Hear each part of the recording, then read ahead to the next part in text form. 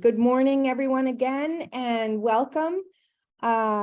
We are really happy to be celebrating HIAS Pennsylvania's 2023 Martin Luther King Jr. Day of Advocacy and Action with all of you.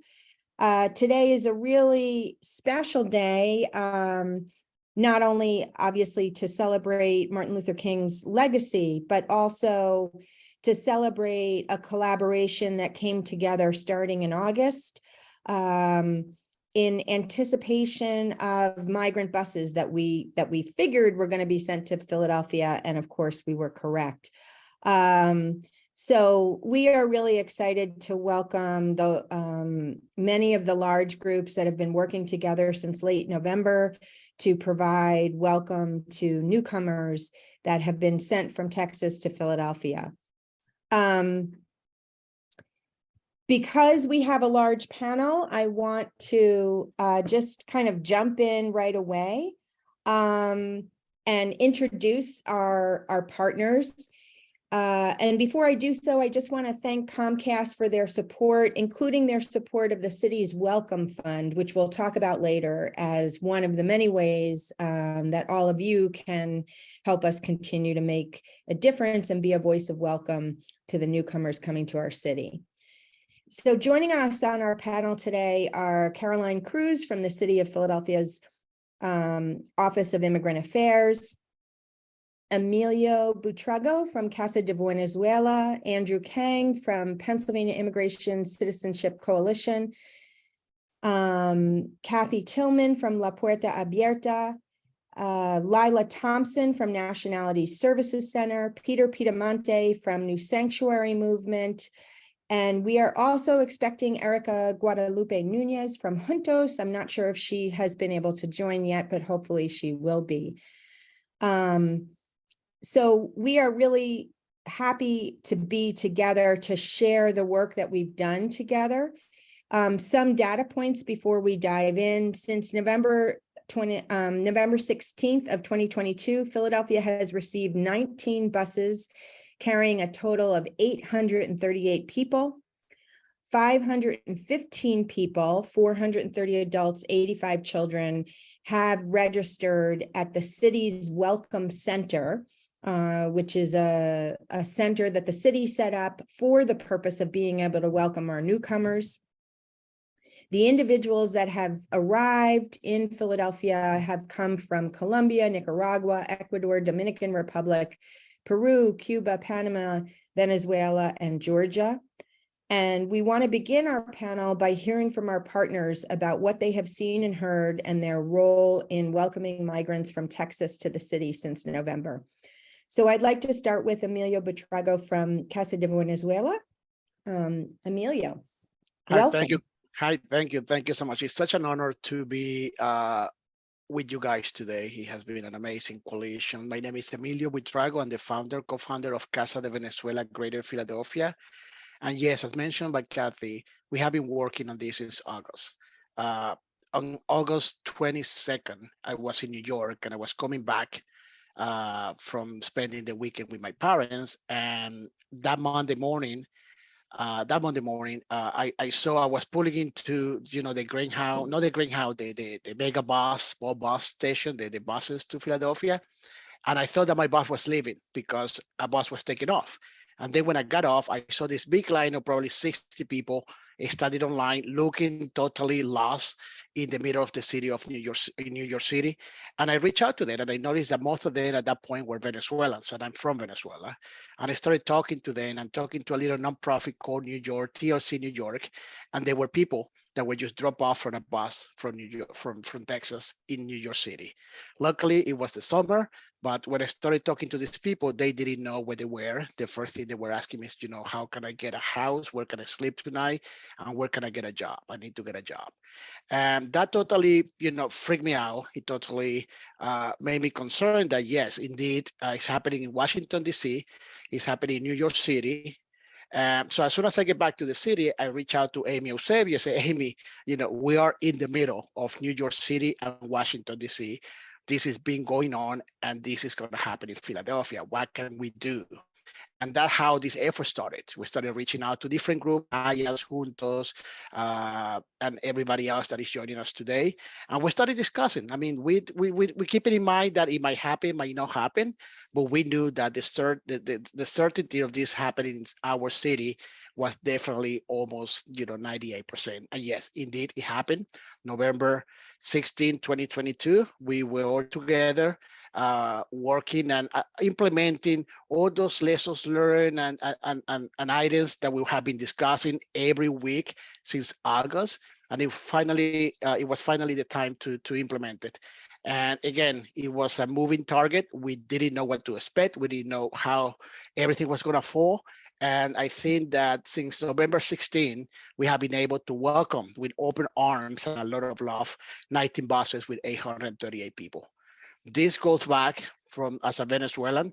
Since May, we have been working directly with more than 50 Venezuelan organizations across the US. We have been reaching out and talking directly with the White House, DHS, and USCIS, not only asking for support for the Venezuelan people crossing the border, coming from Venezuela that is under dictatorship of Nicolas Maduro, but also advocating for other communities. We partner with many organizations nationwide, and we have been tackling for redesignation for TPS from people from Haiti and other countries, ensuring that the White House will support an immigration reform, and also pressing Congress to push and approve and pass a bill that will finally provide a safe haven and an opportunity and a path to citizenship to many migrants. So we have been working since quite a while, and I'm totally honored to be part of this amazing coalition. It's nothing that I have enjoyed the most than being part of this amazing group of probably 12, 13 organizations to welcome migrants and asylum seekers to the city of Philadelphia. Thank you. Thank you so much, Emilio. So I want to hear next from Peter Piedamonte at New Sanctuary Movement. And just so folks know, we will have a Q&A portion after hearing from all the partners and their experiences. And, Emilio's brief 3 minutes could not possibly capture everything that he's been doing. He and Casa de Venezuela have been absolutely amazing. So, so thank you so much. Okay, Peter. Good morning. Thanks, Kathy. Good morning, everyone. It's really a pleasure to be here with you this morning. And so to jump right in, New Sanctuary Movement's role in Welcome the Buses comes with two parts. One is coordinating with the Texas shelter that sends the buses and coordinating with the city to confirm how many buses are coming, how many people. And then we're the group that actually welcomes folks at 30th Street Station. So we gather with a group of 10 volunteers at 5:30 in the morning, sometimes once a week, sometimes twice a week. And it's a really beautiful group. I mean, there's kind of an intergenerational mix of some retired nuns, some millennials, some priests, some college professors coming together, kind of huddled in the cold, ready to greet and welcome people. In that group is also SEPTA workers, Office of Emergency Management, and city and folks from the health department. And, we receive sometimes it's one bus, sometimes it's 3 buses. And the people who get off are, often, have been on a long journey, not just to the border, but then, going through immigration, going through the shelter system in Texas, which is incredibly overwhelmed. And then on a 40-hour bus ride where they're cold, they don't have, often they just have a very thin blanket and a t-shirt. They get these emergency meals, which many can't eat, and little water. And, as we watched bus after bus and people come down those steps from the bus, some people are tired, where you can see they've gone through a lot of trauma. Others are more resilient, have more energy, and come off in better shape. But regardless, we form a line and we welcome folks with a smile, with a good morning. And SEPTA there has a bus where they can settle in some warmth, they can get some coffee. And us and the volunteers start to move through and talking with people, seeing what they need. And some have families who greet them there, which is always a beautiful moment of unification. Some go on to Amtrak or Greyhound, and then the majority go up to the Welcome Center up in North Philly before they move on. And I'll say that some of the positive things around this has been really the community that's come together, this amazing coalition in the city, seeing all the different folks coming together to welcome people with love, with dignity, and with solidarity. And a key lesson from this is that we can only do this in community. And in community, there is enough. And I think the other thing is that it's been really clear that when people show up to our city, it's not a question of do we or do we not accept them. The answer is we do accept them, and period. And then we work together to figure out how to do that with dignity. And I think from that, I think that the negative part of this is seeing from that part have the clarity of like how we welcome people, the absolute failure of the Biden administration to do the same. And so in Biden's recent announcement, new policies, it feels the exact opposite of what we wanted him to do. You know, instead of welcoming people with dignity, with love, respecting their humanity, he's initiated more policies to turn people away, to close the border, to restrict, to give in to Republicans. And I think even using tools that the Trump administration used, which is, I think, a huge danger, right? I mean, I think we saw this with, you have tools that were created really coming from some extreme margins out of white supremacist groups. Now with Biden continuing them can become mainstream. And I think especially as we think about today on Dr. Martin Luther King Day, about how a reminder how white supremacy does not just live in like Trump or the Proud Boys or extremists, but lies in the Democrats and I think, but that's also why we're here, right? Not just to welcome folks, but to fight that and to fight for better policies. Thank you so much, Peter. And yeah, you know, Peter very gently and modestly said, oh yeah, we're the group that's at 30th Street Station. So this is 5:30 in the morning on a winter morning. And just seeing him and his crew and how warm and welcoming they are, it really is very moving and something that that is critically important. I remember two stories, and then I'll turn to our next partner that that kind of moved me to tears as I was monitoring our WhatsApp group. I believe it was Emilio who shared on the group that somebody that we welcomed who remained in Philadelphia, they didn't have work authorization yet, and she was so grateful for what we had done. She said, well, let me help. And she started coming to the Welcome Center to volunteer to sort clothes and give out clothes. And another story was a group of folks who had arrived on the third bus, and they had been particularly poorly treated at the border. And when they saw Peter and his volunteers in the welcome group that were there at 30th Street, they fell on them and started crying and hugged them and said, you're the first kind people we've met. So, you know, you can't underestimate the importance of treating people with dignity and how that comes back. So, so thank you very much. And I want to move on and introduce Kathy Tillman from La Puerta Abierta. She was a latecomer into the group that we pulled in because one of the buses, we got advance notice that several folks had been kidnapped and assaulted and were fairly traumatized. And her group is a bilingual counseling group. And so she immediately said, of course, and has been with us ever since. So Kathy. Thank you. And thank you for including La Puerta Abierta in this conversation. It's so far what has been said is it's all important.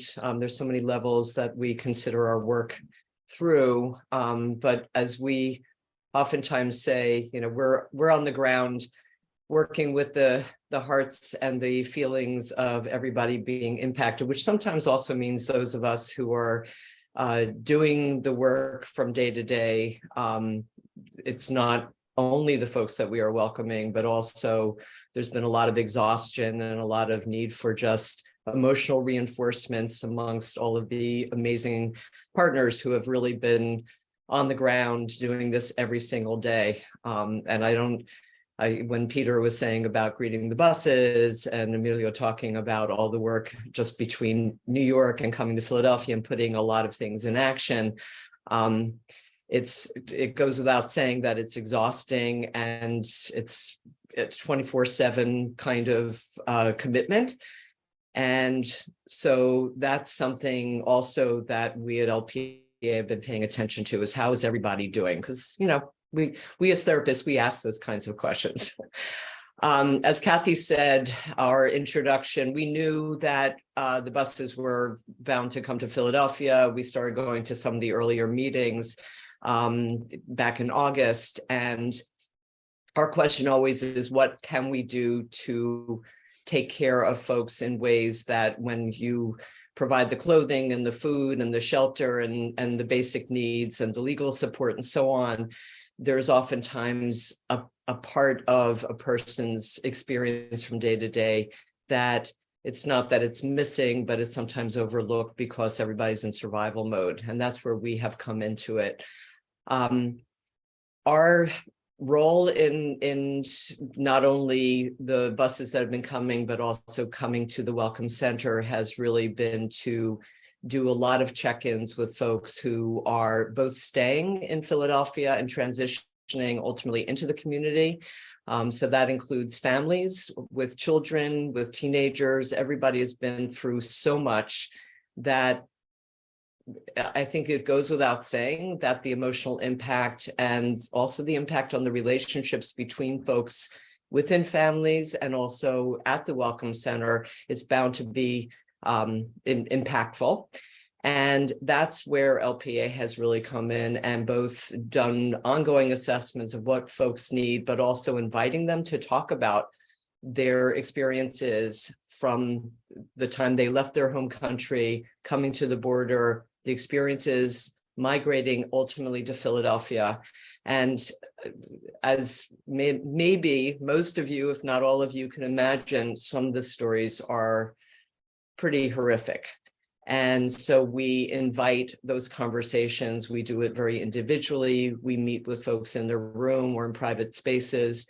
And at the time that they move into the community, and in some cases even go to other communities, whether it's Chicago or Ohio or what have you, we invite them to stay in touch until they get settled in, to make sure that they're also connected with resources where they can emotionally have their needs taken care of, because that, as we all know, is oftentimes the one thing that's overlooked, is how are you doing in your heart, how are you doing in your emotions, things that we can't necessarily see. And that has a very big impact on everybody's overall functioning. So I don't mean to sound like a clinician, but that's how we talk. So it's a lot because it's not very tangible, but we do have our ways of just checking in. As Peter said, it also contributes to the overall sense of feeling cared about. And I think that as the children and the adults try to navigate these new experiences, feeling cared for and valued and cared about is so, so critical in being able to move to the next step in your life. And that's really the role that we have been playing in the larger picture.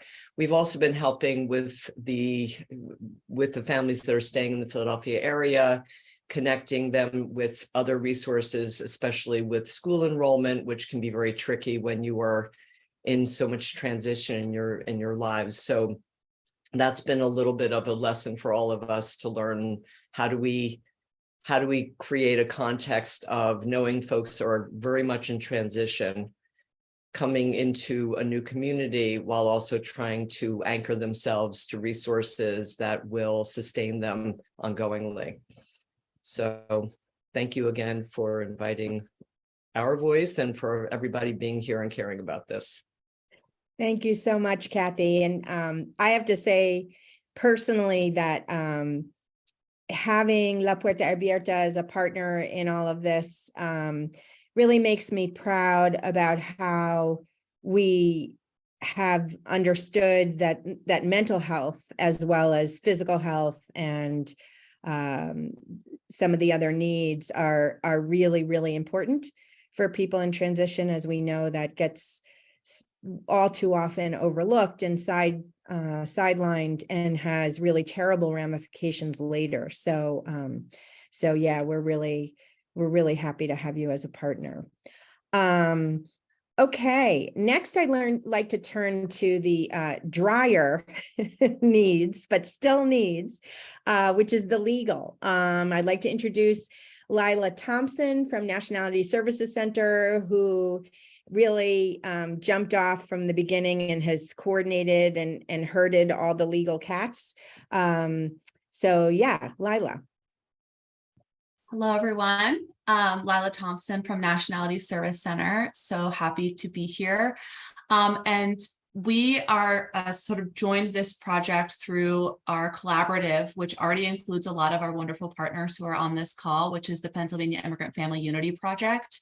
PIFUP, it's a representation program, but also a collaborative of many different organizations who have come together to support individuals, not just in their legal services, but sort of across the spectrum of life, and provide things like social support and mental health support, and really like looking at representation as a holistic experience. And so many of the partners that we have been working with were already partners that we had through the collaborative, and that's just been such an amazing experience to sort of bring this into a new opportunity.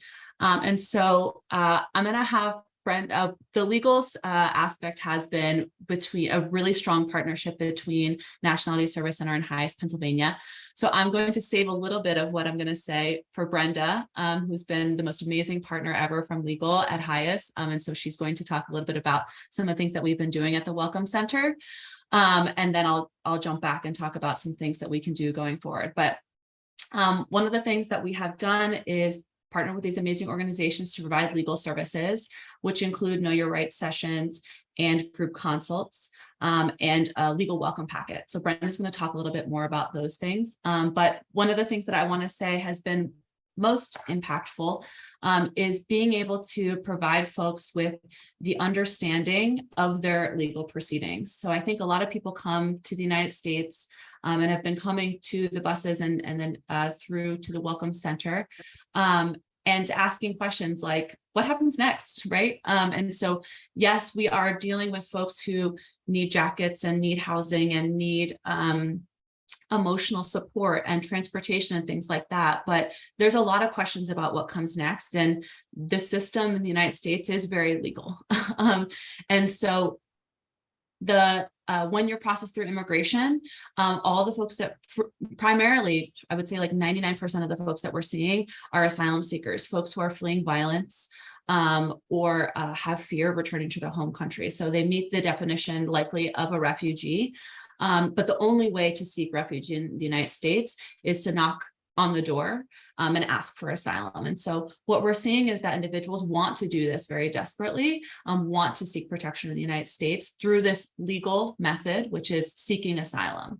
And so I know we're going to talk about, and I think Peter touched on this very nicely about the ways in which this administration and many administrations before have sort of curtailed that process. But the one thing that I want to make clear is that seeking asylum is legal. And the only way to do it is to knock on the door of the United States and ask for protection. And so that's the folks that we're seeing coming in. And it's part of our legal efforts. What we've been doing is making a strong partnership, not just between NSC and HIAS and all of our partners, but the entire community of Philadelphia, whether that's lawyers or non-lawyers. We have the ALA, which is the oh my God, I'm forgetting the acronym, the American Immigration Lawyers Association, which is amazing Philadelphia. It's a national organization, but we have an amazing Philadelphia chapter of lawyers who have partnered with us to provide these services. And many other organizations in Philadelphia, other nonprofit organizations and private practitioners to support this effort in whatever way they can. The truth of the matter is that there's not a lot of funding to help folks do asylum work.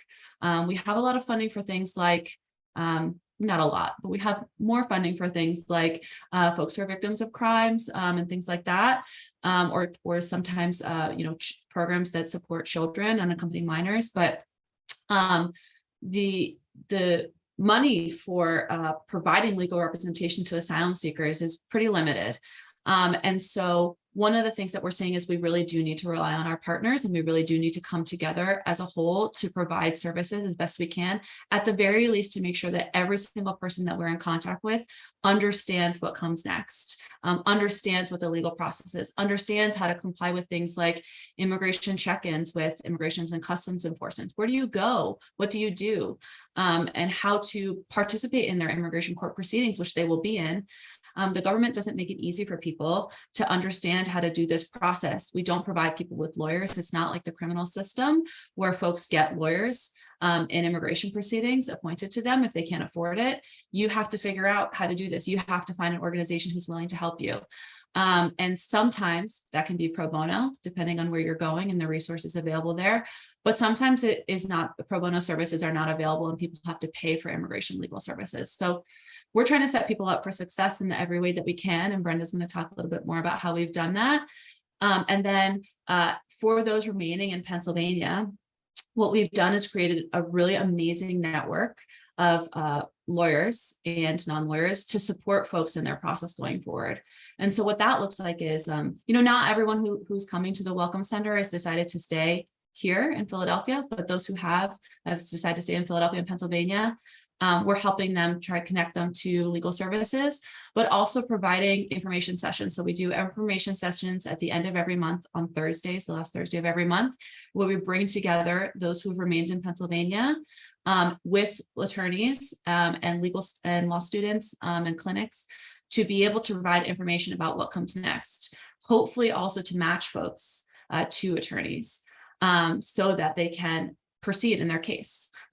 Go forward and seek asylum, file those applications that are necessary, get in the process to becoming eligible for work authorization. So I think one of the misconceptions is that, when someone comes to the United States and they are in a location, they can immediately start to work legally. Unfortunately, that's not the case.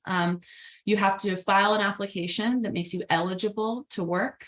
And you have to wait 150 days to even make that application after you filed your asylum application. You have to apply to be able to work after you have gone through the process of filing your asylum application. And because the government is very backtracked in processing people, it's not always clear where you can file that asylum application.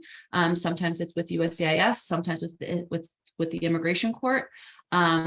So there's a lot of complicating factors, and we want to be able to set people up for success and be able to go through that process with them. And so that's some of those processes that we're providing when we link people up in these information sessions. And so I'll pass it back to Kathy. Thank you so much, Lila. Lila's been absolutely amazing. As I said, just jumping right in. But I will pass it, as Lila said, her partner in crime has been Brenda Nogales at HIAS, Pennsylvania. And so Brenda, if you want to just pick up where Lila left off, there's a lot more to say, but there you are. Yes, thank you so much, Kathy. And thank you, Lila, for giving a little bit of an overview of some of the legal supports that we have been coordinated for the past few weeks now. As Lila said, I'm going to talk a little bit about the types of supports that are available on the day the buses arrive. And this is something that now has a lot more structure than when we started. When we first heard that the bus was coming to Philadelphia, Lila and I had several conversations as to what will be the best way to be able to provide legal support for those arriving in our city. And we decided that it was important to create a welcome legal package with information that will serve as a roadmap for those who are arriving in our cities to kind of navigate what was coming next, right? Because as Lila mentioned it, everybody, and even Emilio earlier mentioned that people arrive here in the United States and they don't know what's next. They don't know how to get an attorney. They don't know how to find the immigration court or how to go to an ICE check-in. And so we thought it was important to create a document that will have all of that information, that it will have tools to be able to help those arriving in our city to be able to access information on how to find an attorney, information on how to do an ICE check-in, what happens during ICE check-ins.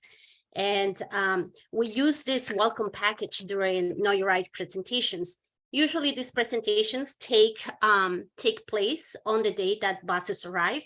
We have been providing the Know Your Rights presentations around 11:30, when most of the asylum seekers that arrive in our city had a chance to arrive at the Welcome Center, go to a registration process, eat some food, take a shower, change, and rest a little bit.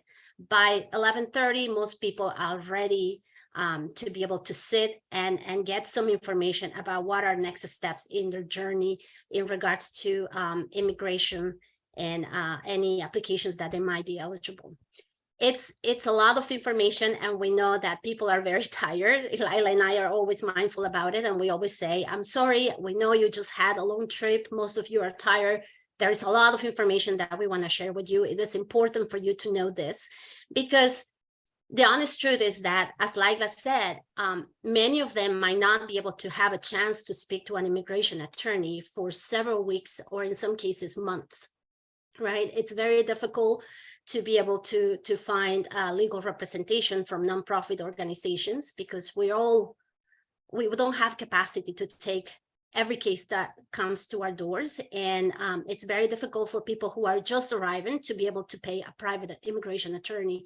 And so we want to be able to give them information that is going to help them navigate what are some of the most important things within the next months, until they are able to find an immigration attorney or find additional information that are going to help them navigate to the immigration system that is completely crazy, has long processing times, and has still policies that are very inhumane and very difficult to navigate if you don't have the supports you need to do that. And so during the Know Your Right presentations, what we do is go over to Welcome Legal Package, which is divided into 5 sections. In the first section, we talk about how to find an immigration attorney. We talk about what nonprofit organizations are here in the United States, organizations like Nationality Service Center and HIAS PA. What do we do? How do we provide legal supports to the immigrant community? We talk a little bit about notarios, which are people who are not authorized to practice immigration laws, but because they are part of the community and in many cases speak the language, are people that are trusted, right? Because they offer services and they complete immigration forms, they submit applications, and in so many cases, they can hurt the chances for people to obtain immigration relief in the United States. So we talk about notarios. We try to make sure that everyone, wherever their final destination is, are able to find or get connected to a nonprofit organization there that will provide information or legal representation to them. That's something that we try to make sure everybody has. And in the welcome package, we have resources for those who are going to New York, for those who are going to New Jersey, for those who are staying here in Pennsylvania. And for those who are going to other states, like I said earlier, we try to make sure to write down at least 2 nonprofit organizations near the cities where they are going to be going as a final destination. So to make sure that they have a connection once they arrive and that they can contact these organizations to try to get representation. Then we talk about ICE check-ins, which is something that everyone that has been arriving on buses have to do. They have to meet with ICE officers, that's Immigration Customs Enforcement, within 60 days from the date of their arrival. So that's that has a little bit more of urgency. And most people, some people have already appointments, documents with a set day and time and an address where they have to present themselves. But then there is a large group that hasn't received that information, but they still need to go to an ICE office and present themselves within 60 days. And so we provide information in the welcome package as to how to find the closest ICE office, what happens during interviews, what type of documentation they need to bring with them. We explain a little bit about how to use phones at the border. Some of the asylum seekers arriving in our city have been given phones, and they have to use those phones to check in with ICE once a week. They have to take a picture, send it to them. The phones have GPS tracking. So we just give an overview as to how to do that. And then we also talk about change of address, right? They are moving. Some people arrive here when they were told that they could meet a friend in New York and that they could stay with that friend. So they provided that information at the border. But then once they arrive here, they find out that the people that were supposed to receive them are no longer welcoming them. They don't have a place to go. And so now they're trying to find a place to stay in another location, and now they're worried about the change of address. How do I do that with ICE? How do I let ICE know that I'm not going to New York and now I'm going to be staying in Pennsylvania because I no longer have a place in New York? And so we talk about how to do that, the change of address, the difference between immigration court, ICE, Border Patrol, USCIS, all these different agencies, immigration agencies that are going to be part of their journey as they try to get asylum in the United States or any other form of relief. So they're going to be in contact with multiple agencies as they go through that journey. And we try to explain what the role of those agencies is. We also talk about immigration court, right? What happens in immigration court? How can I contact immigration court and know whether or not I have a hearing coming up? What happens during your hearings? The difference between where is your immigration court located in the city where you are going? And so we try to provide a lot of information about those aspects. And at the end, I think we also talk about the importance of safety, right? Because we know that those that are arriving here are very, very vulnerable because they don't speak the language. They don't have, in many cases, they don't have family support here. They don't have a community. And they're in situations that make them very vulnerable, right? At the center, for example, we had someone who arrived and found employment.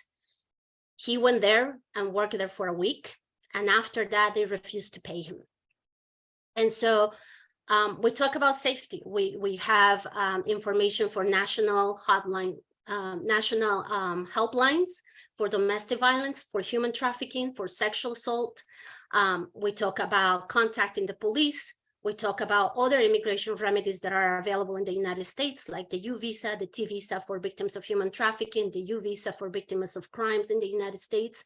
We stress the fact that we talk about red flags, right? If you get an employer, if the employer is making threats, if they're making you work extra hours, if they're not paying you, it's important for you to talk about those things, right?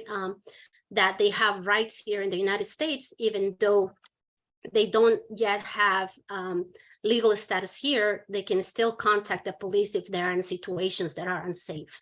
And so we try to talk about safety, stress safety a lot as well. After the Know Your Rights presentations, like we divide everyone that was at the presentation in small groups, depending on where they're going, right? If there's a group of 10 people that are going to New York, we gather them together and an attorney talks to them about the specific resources that they can find in New York. Same, if somebody else is going to New Jersey, we do another group just for people going to New Jersey, people staying in Pennsylvania, people going to other states, to provide specific resources in those states to make sure, again, we want to make sure that everybody is connected to an organization at their final destination, because we know that it's very important for them to be able to find legal representation as soon as possible. As Lila said, I'm sorry, Brenda, we're out of town, Sure. Out of time, but as you can see, the legal is very, very complex. There are lots and lots of aspects. We will have time to kind of revisit some of what Brenda and Lila were talking about as we go into the advocacy section. But right now I want to turn it over to Andy Kang at the Pennsylvania Immigration Citizenship Coalition, who also has been an important partner. So Andy. Yeah, hi, can folks hear me okay? Great. Hi, everyone, and thank you, Kathy. I'll be pretty quick so that I know folks are eager to get to Q&A, and I don't want to be that guy. But Andy Kang, Executive Director of PIC. We are primarily an advocacy and organizing coalition. Many, if not all, of the groups here are members of PIC.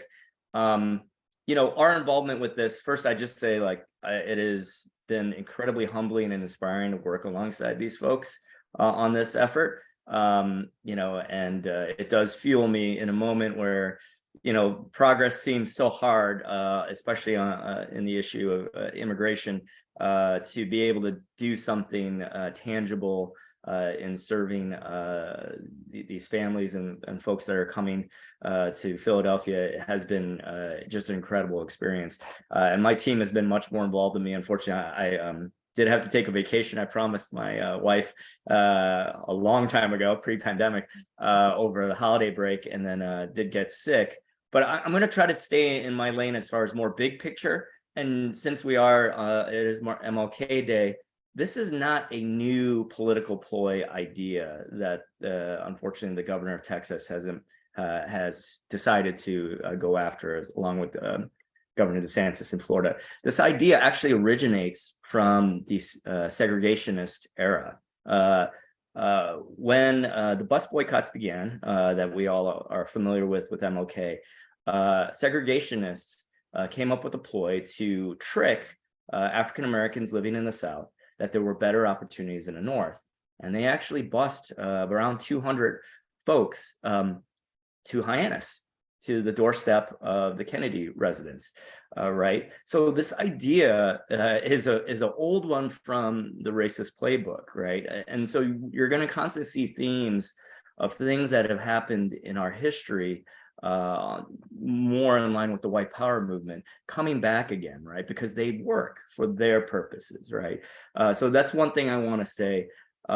The second thing I think is important is, and this is going to be a challenge for all of us as we try to navigate this landscape and make progress, is the current political landscape as it's understood by those that are decision makers in DC, is that for conservatives, the immigration system being broken, them being able to point to moments of chaos or disorganization, or cities such as Philadelphia being stretched, right, to capacity to provide the adequate service and meet the needs of asylum seekers, is to their political benefit, right? That is something that they see that for their base, right, of folks that are, let's say, are more open to anti-immigrant arguments, it makes sense for them. So fixing the problem is not in their political interest.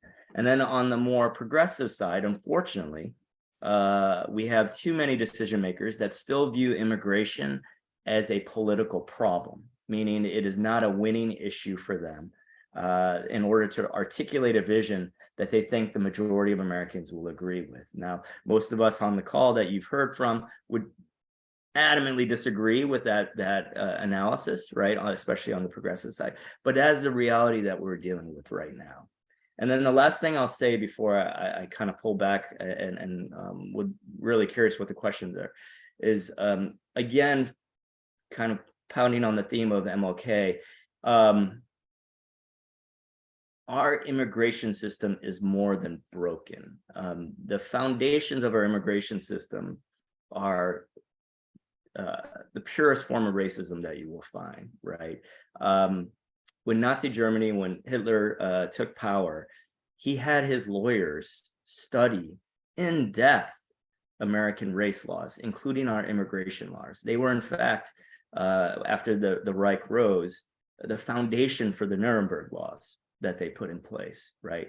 So Nazi Germany, racism didn't begin with Nazi Germany, right? Unfortunately, that is just not, that's the story I learned growing up in World War II, and we won and all that. Yeah, right, rah. Unfortunately, there is a cycle here that exists that we have to break, right, from cleanly.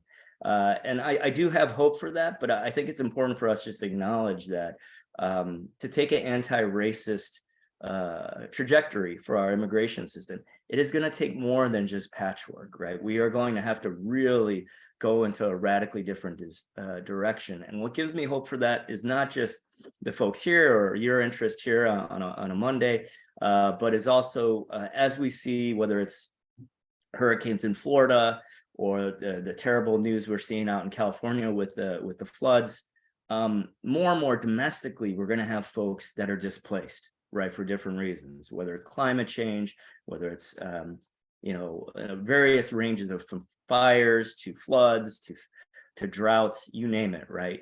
And my hope is that we are moving, or there's enough of us that want to move towards a society that always embraces outsiders or folks that are not from here, right? I know in Philly, folks, same goes, I was born and raised in Chicago. People say, where are you from? What neighborhood?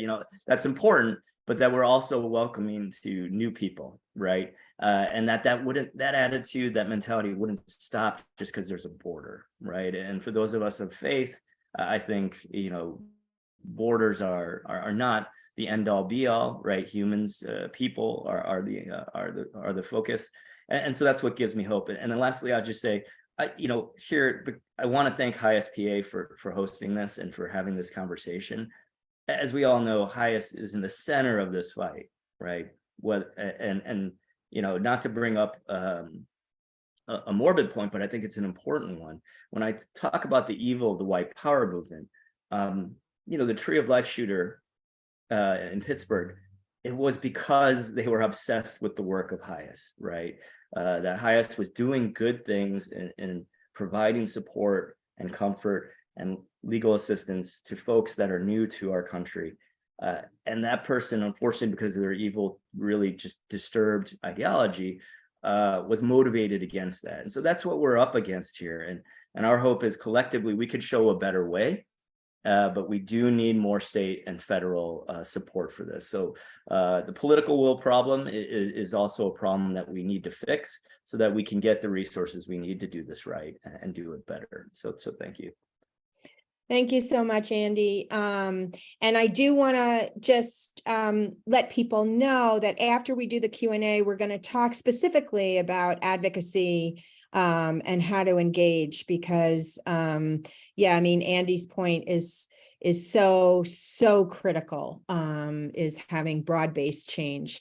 So with that, I want to welcome our absolutely last but not least partner, Caroline Cruz from the Office of Immigrant Affairs from the city. We really cannot express our gratitude enough for having a government that is not only supportive, but is proactive in supporting our work to welcome asylum seekers. So, Caroline. Hi, everyone. It is an absolute delight to see everyone on this call and to see the community, the coalition that has come together for this work. And I am just here really to emphasize that absolutely none of this would be possible without the community of organizations, long-standing Philadelphia organizations working with asylum seekers and migrant communities, immigrant communities, new arrivals, long-standing immigrant communities in the city of Philadelphia that are in every zip code of the city of Philadelphia. It has been an absolute honor to work with this committed group of individuals. And so I just want to say briefly that, we continue to be ever thankful.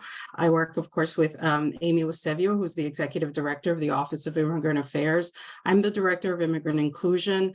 The office started to work very early in the summer, anticipating what was going to happen. It was clear that this was going to eventually arrive. This situation would eventually affect Philadelphia. We see it affecting large cities like Chicago, New York, Washington, D.C., and we knew it was just a matter of time. The Office of Emergency Management has been a key partner, the Office of the Health Department as well. Behavioral health has also been supporting on site.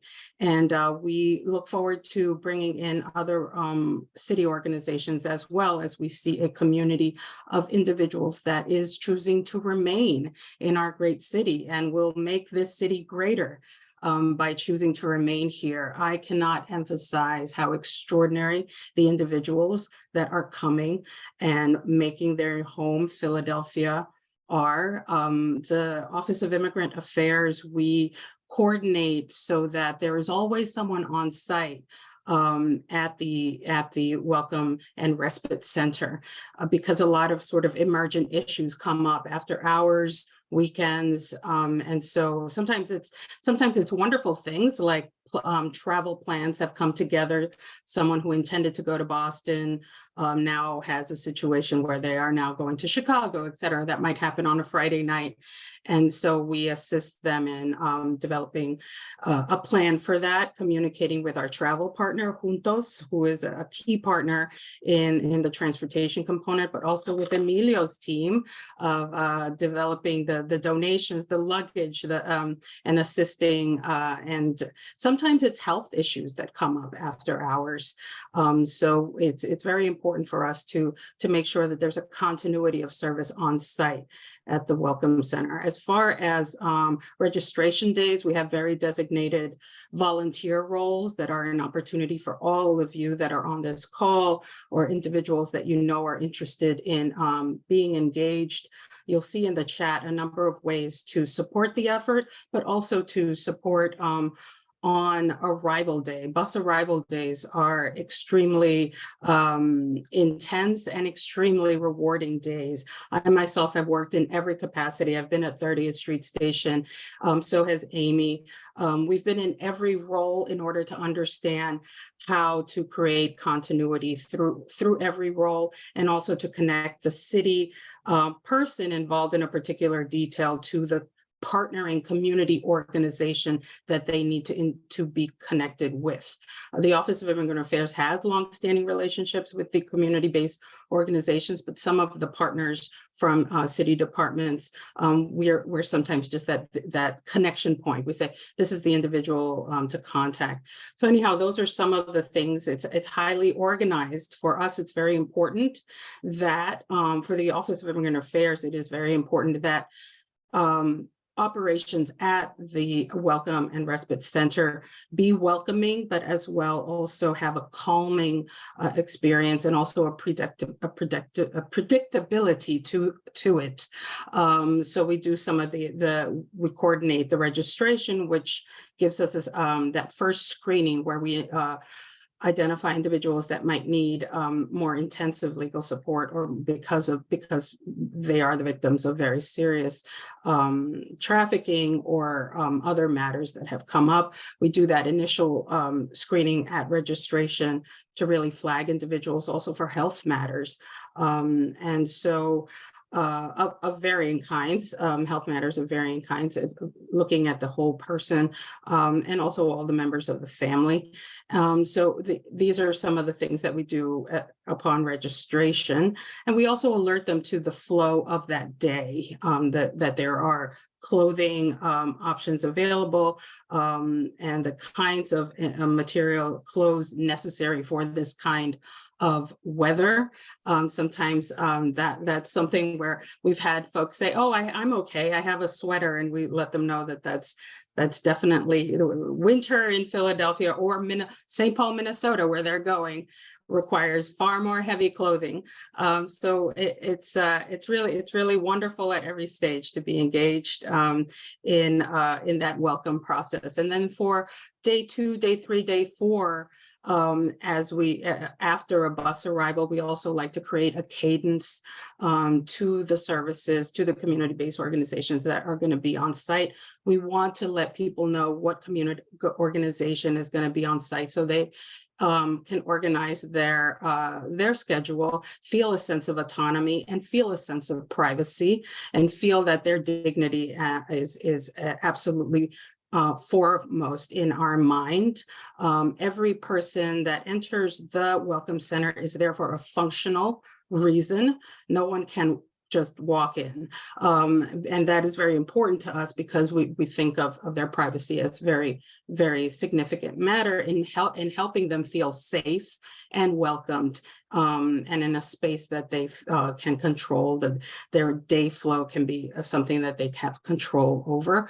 A lot of individuals have started to find work and job opportunities. So for example, if there's a service that's going to be on site, whether it be an English class or a therapeutic session or education counseling for children that are now staying in Philadelphia, we want to let them know beforehand so that they can be on site, and maybe that particular day just be on site during that time frame so that they don't miss out on that resource that's being made available by the wonderful community of organizations that you see here today. And last but not least, there are so many ways to personally volunteer as well. Your time, as well as other ways to support the fund. Thank you very much. Thank you so much, Caroline, and really everyone. Obviously, King's call to the fierce urgency of now. I think it's safe to say that Philadelphia has and continues to respond to that call, which is definitely a source of pride. So I want to turn without further ado to the questions. There have already been several in the chat. So the first one, Judith Dwyer says, I'm part of a small group that's been helping 2 women from Pakistan who have applied for asylum. After 7 years here, they still have not had their asylum hearing. We understand that the asylum process in the courts has shut down completely. Can you speak to that? So this is a legal question. I'll turn it over to our legal eagles. Hi, folks. I'm happy to address this one. So there's basically two parts of the system in which you can seek asylum. So there's the one part of the system, which is the immigration court. And then the second part is USCIS, the asylum office. So unfortunately, both of these are extremely backed up with cases. And so if you are not in immigration removal proceedings, meaning the government hasn't sort of lodged immigration charges against you that you're not present with, that you're present without authorization, for example, which is the way that they process a lot of asylum seekers at the border who are knocking for help. The government has to initiate that against you first. So they have to actually put a document in immigration court and start that process. What we're seeing for the folks who have been arriving on buses is that they have this document that the immigration court is supposed to initiate their process in the immigration court, but they wait 6 months, a year, 2 years, 3 years to even initiate that process. And then by the time that individuals actually do appear in immigration court, they're waiting 3-4 years to actually get a hearing on their asylum claim. So we're seeing folks who are waiting 8-9 years, sometimes longer, to actually get their appearance in court. For those who are in front of the asylum office, which is a slightly different process, but it's affirmative versus defensive, to sort of put sort of casually. That process also is taking a really long time. So folks who are pending in front of the asylum office, they're processing individuals from Afghanistan, so Afghan evacuees, on an expedited basis, and everyone else is waiting a really, really long time. So I've applied for a lot of folks in front of the asylum office, and they wait in their process for years, sometimes 3, sometimes 5, sometimes 10, sometimes cases are just waiting for a really, really long time. And so there is a problem with this process going quickly.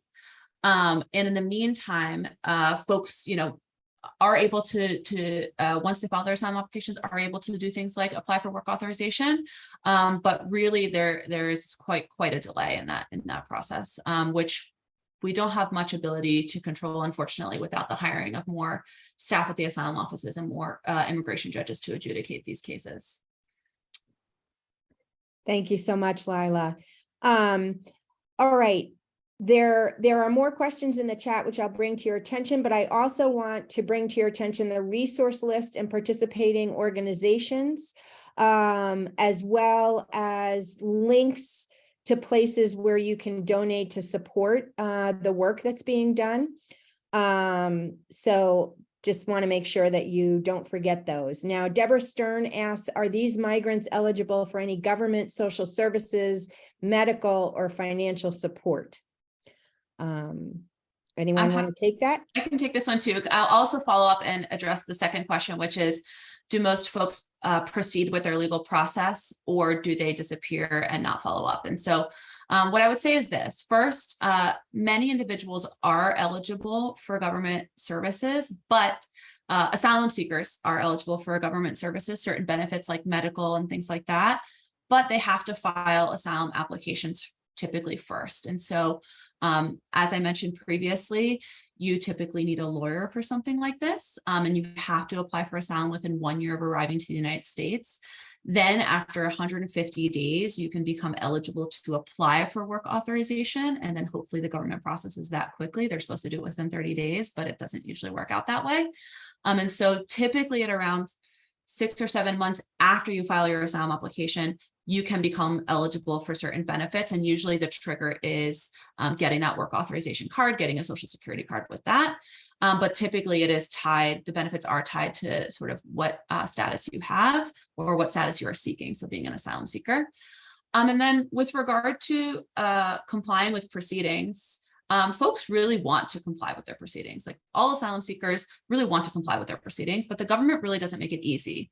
And like Brenda mentioned, the reason that we have this legal welcome packet and that we do this training is to help folks understand how to comply with their proceedings when they want to do so. But the government is not providing a lot of clear process and a language and a method that folks can understand, because it is really complicated. And so what we know is that folks with legal representation appear for their proceedings 98% of the time. And family units appear for their first hearings in immigration courts 99.9% of the time. And so I'm going to drop a little fact sheet that our partners at the Vera Institute for Justice have made about immigration court appearances. But yes, people are trying to proceed and appear for these hearings.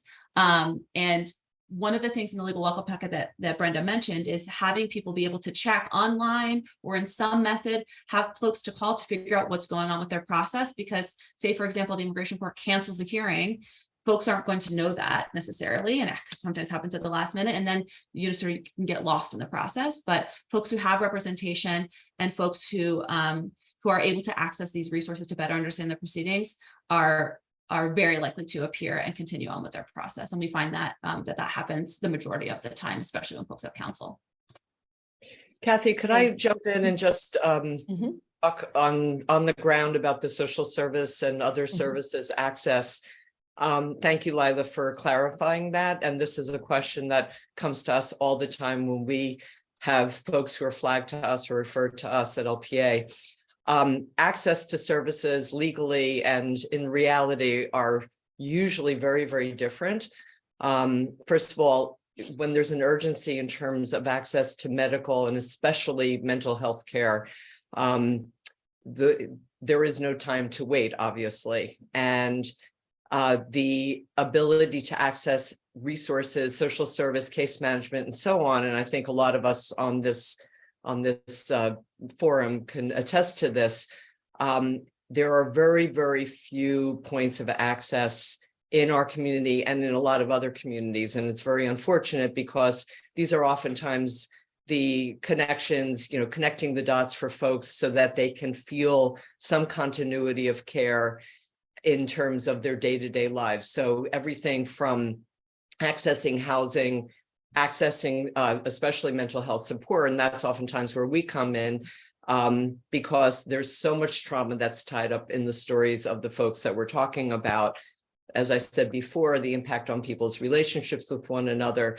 So we do need to do a better job of helping folks access these services and in a way that is both trauma, but also culturally informed, that providers understand that the newcomers to our communities really have some unique challenges and needs, and also a lot of strengths and riches that they bring to the table, and all of that matters. So I just wanted to point that out about the reality between what we would hope for and what actually really happens, is oftentimes there's a big disconnect. Thanks. Thanks, Kathy.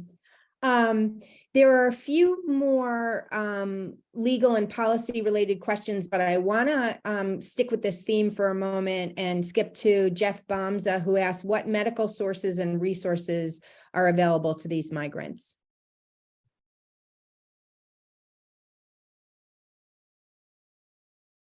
Anyone want to take that? The health department has taken a significant role in arranging relationships with Maria de los Santos and with St. Chris Hospital, and developing insurance, cost waiver arrangements. And so they are receiving a full array of medical assistance. Esperanza as well has been a part of that coalition, and it's a growing coalition because we have a growing number of individuals that are staying. Great. And that's a good segue to another question. How long do people typically stay at the Welcome Center? Yes, I saw that question when I was preparing to answer it.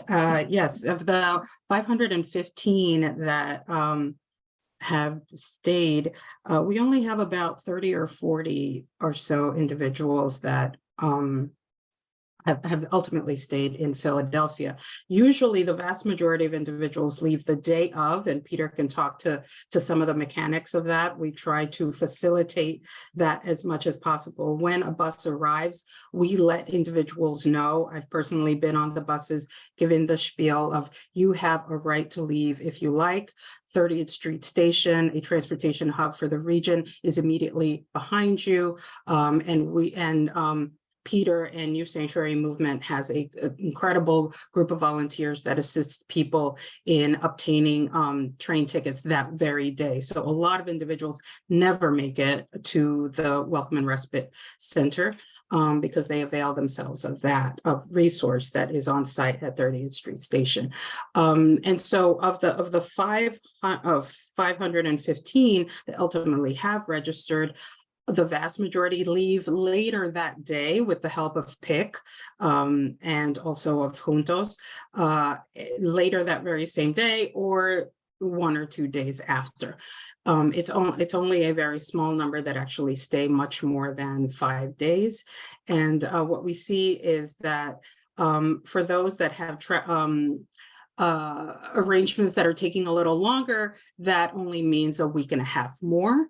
And for those that are ultimately staying in Philadelphia, that generally means 2 to 3 weeks. Our community-based organizations, St. Thomas Aquinas, an extraordinary partner in this effort, has been helping those individuals that want to stay in Philadelphia connect with opportunities, housing, and work opportunities through the mutual aid systems that immigrant communities and asylum seekers have been using for hundreds and hundreds of years now in a country composed of immigrants. Thanks, Caroline.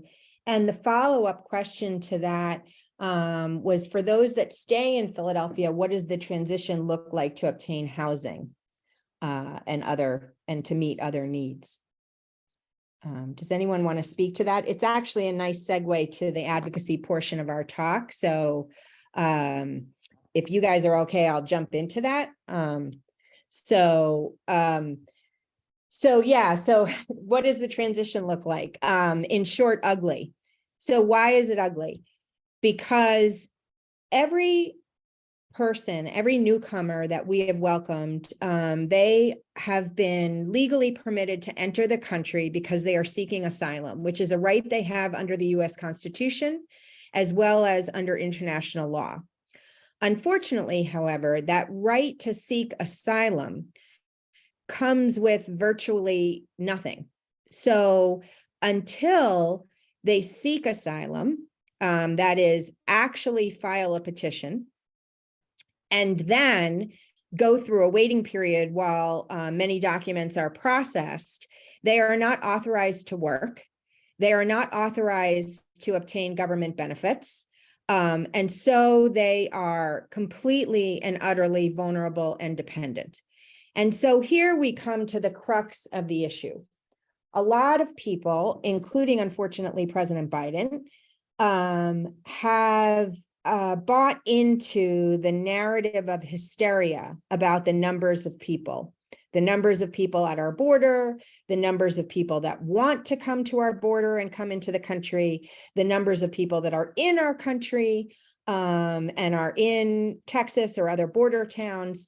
And that narrative is, while not untrue, there are certainly large numbers of people, is not actually what the issue is.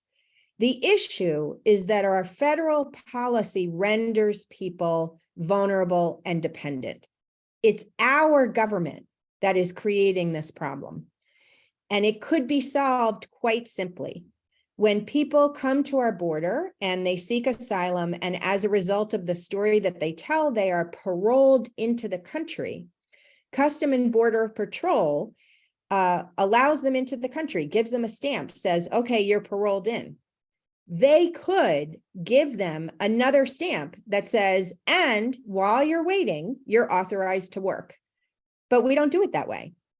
Instead, we send people to this incredibly vulnerable place where they don't speak the language, they are not allowed to work and support their families.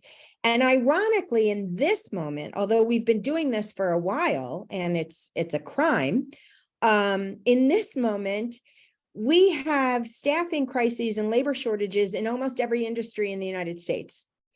So we are simultaneously rendering asylum seekers incredibly vulnerable and dependent, and putting a thumb on our own economy, because we're not allowing all of the people that want to come and want to work and want to support their families and want safety to come in and contribute when we need them. So it's beyond outrageous.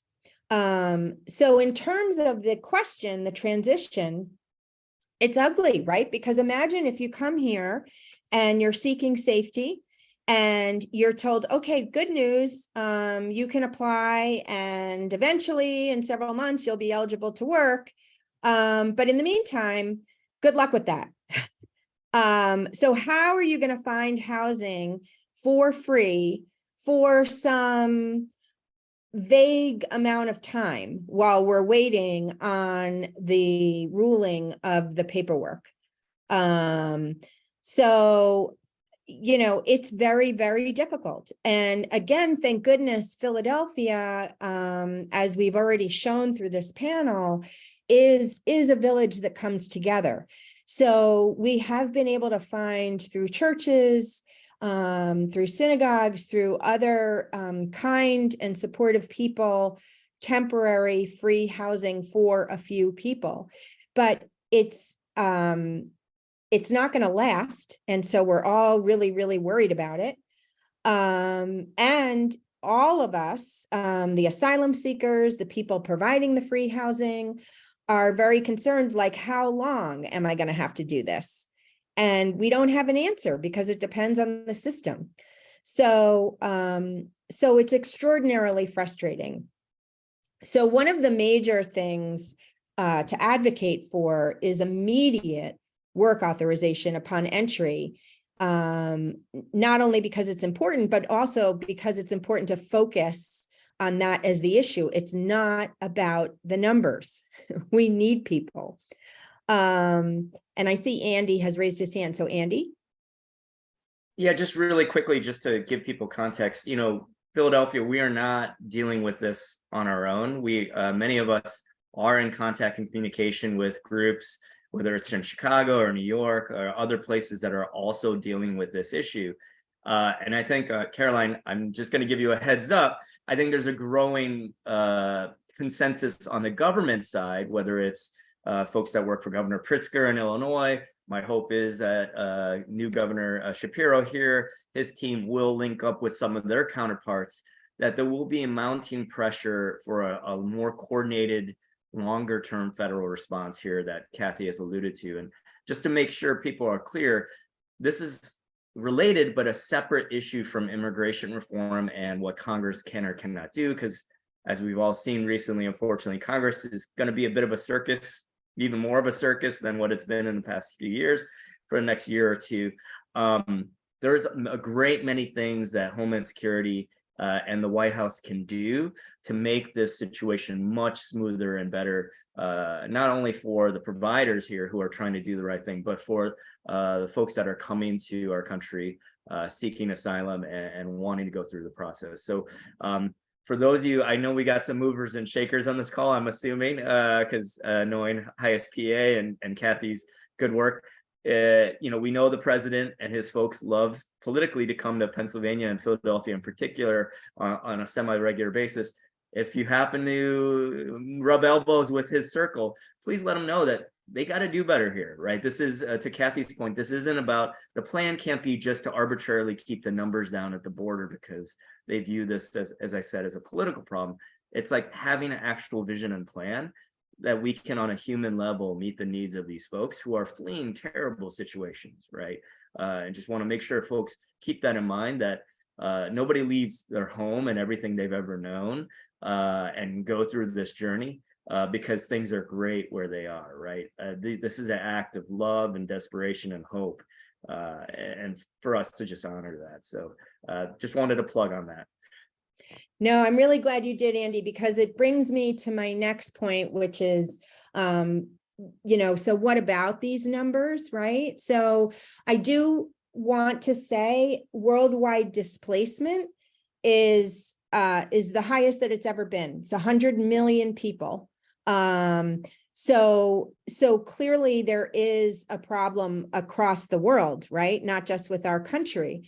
But what our country, as well as many other Western countries, have been doing is to, again, react with hysteria about the numbers and shut the doors, which is not only inhumane, but it's idiotic.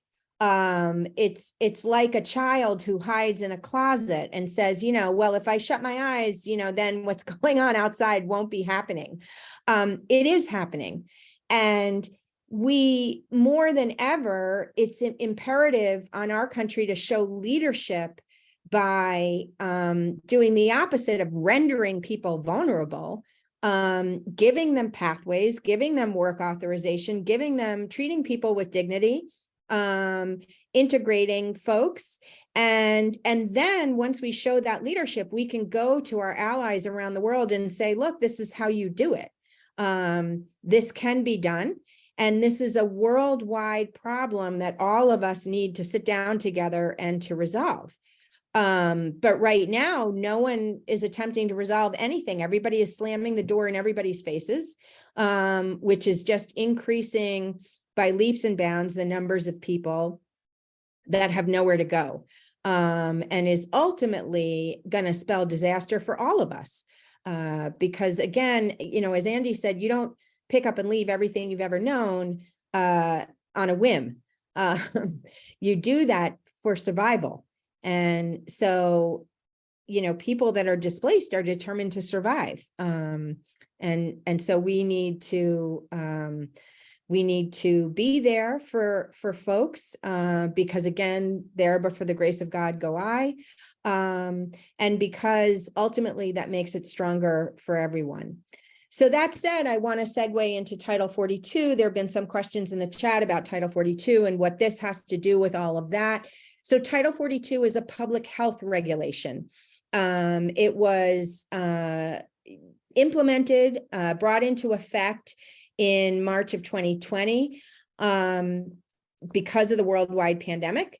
I think that at that moment in the world, it wasn't necessarily a terrible thing, although it did violate our Constitution by turning people away.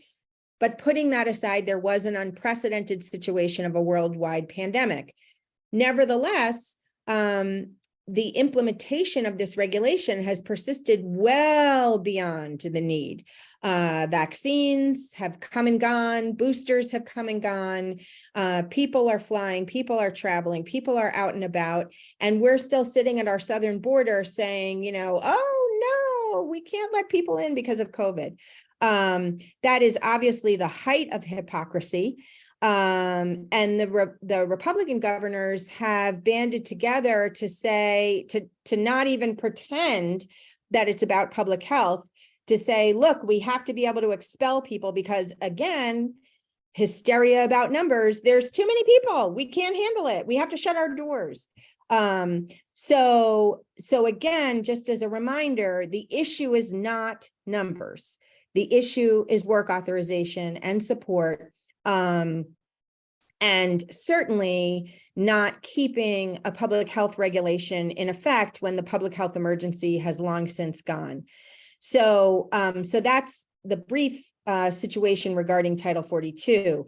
The last thing that I really want to touch on before leaving you all today is Biden's current response to the uproar about Title 42 and taking it away, which is really, quite frankly, horrifying. What Biden has said is that in preparation for eliminating Title 42, we are going to increase expulsions. So again, this numbers game, this hysteria about numbers, and we're going to provide a pathway for 3 large populations of the displaced Cubans, Haitians, and Nicaraguans. The pathway is modeled after the pathway that was created for Ukrainians and Venezuelans, which is financial sponsorship. And let me just be very, very clear that pathway is crap. It's expecting people who are fleeing to stop and find wealthy financial sponsors to allow them to come into the country on condition that the financial sponsors will take care of them for a year or 2 years. What we have seen with the Ukrainians is that it has not worked at all. The sponsorships have broken down. There's no enforcement. Many Ukrainians have come to us facing homelessness. And they don't have an appropriate legal status to help them move to the next place. They can seek asylum, certainly, but we all know, as we've discussed today, how long that pathway takes.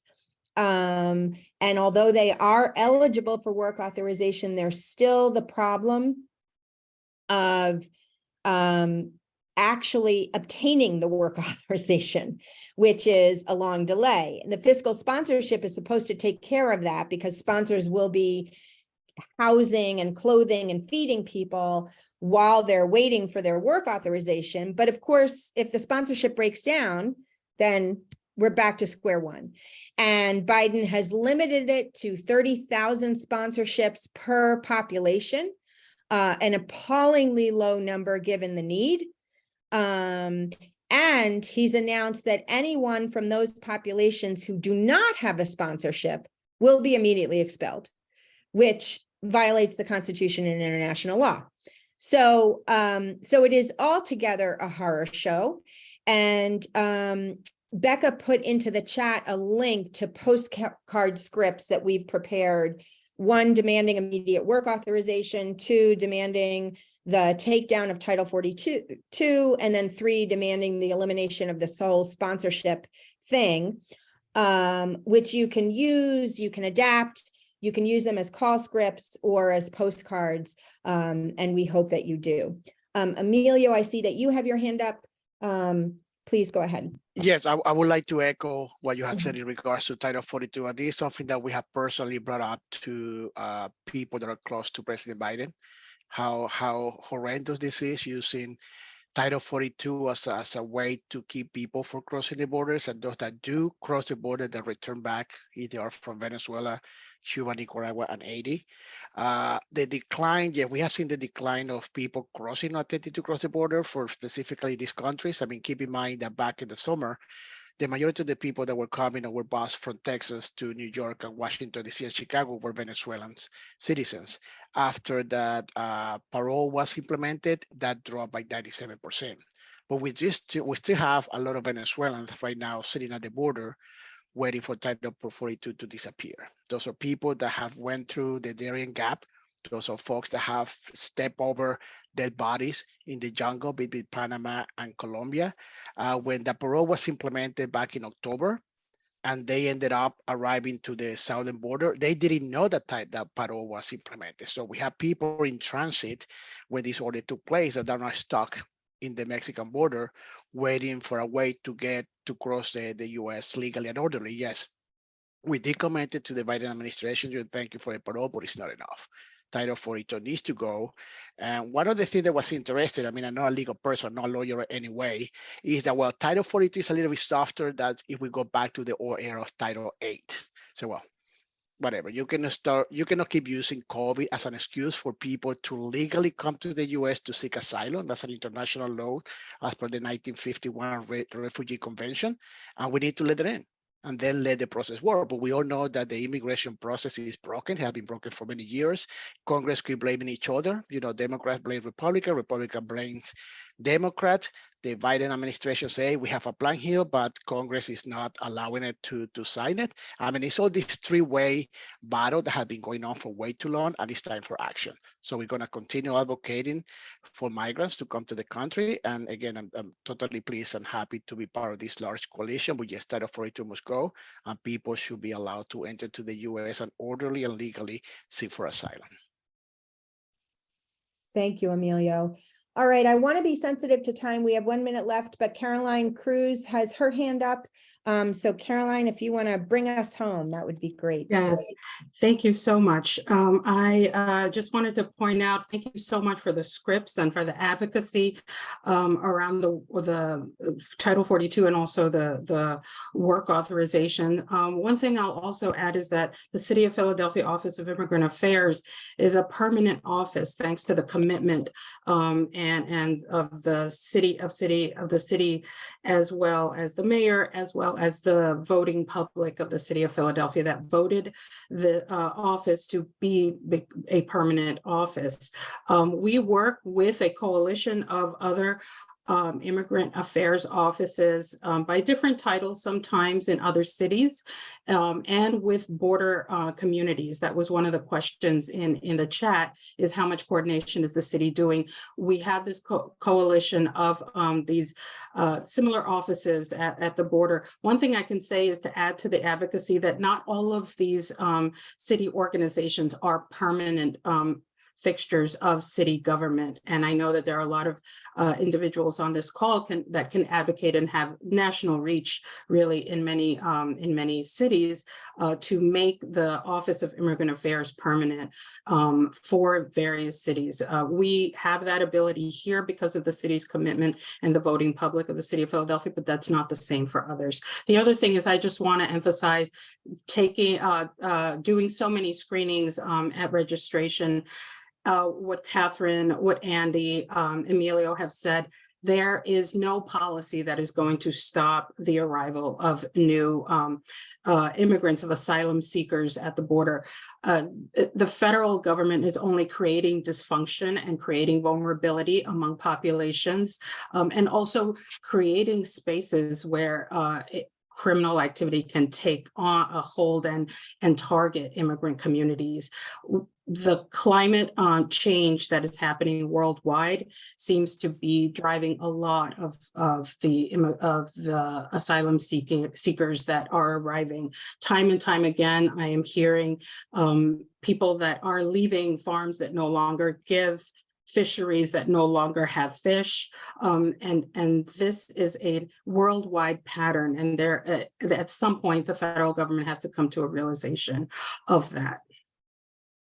Thank you so much. So thank you everyone for tuning in, and for our panelists and our partnerships, which have been so great. We will be posting the recording as well as all of the important links on our website and sharing them with our partners so that they can uplift them as well. We really appreciate. So in summary, the 3 things you can do: volunteer, donate, advocate. The volunteering you can do with virtually any of the organizations that have been on this panel, and there will be links again about how to sign up to volunteer with particular organizations. And donations, again, you can make them to the city's Welcome Fund, and that money is distributed to all the partners who have been helping. You can also donate to the individual organizations that have been participating. And of course, advocate. We put in the chat scripts that you can use. We also put a link to how to look up your legislator, and you can also write to President Biden. You can also steal from the scripts and write your own op-ed. The more publicity about this issue, the better, because it's going to take real serious and significant public pressure to get movement. But movement is what we need. Things are really at a critical point. So thank you again, everybody. We really appreciate your time, and enjoy the rest of your afternoon.